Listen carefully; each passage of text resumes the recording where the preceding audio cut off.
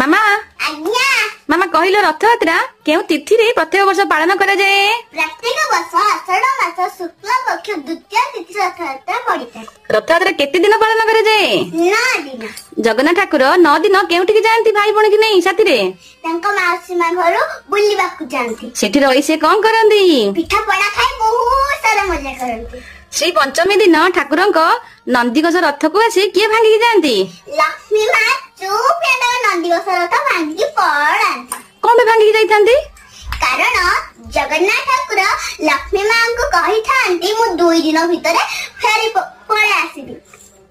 जगन्नाथ ठाकुर 2 दिन कहि से 5 दिन रही जांती। सेठी पई लक्ष्मी मां जगन्नाथ ठाकुरंकर नंदीघोष रथ भांगी देई थांती। जगन्नाथ ठाकुर भाई बहन को साथी रे नहीं माउसी मां घर बुलिया पे जाइचंती? हाँ। तो तांका माउसी मां को नाम कोन? गुंडीचा मां। रथयात्रा रे अन्य नाम कोन? खसरा।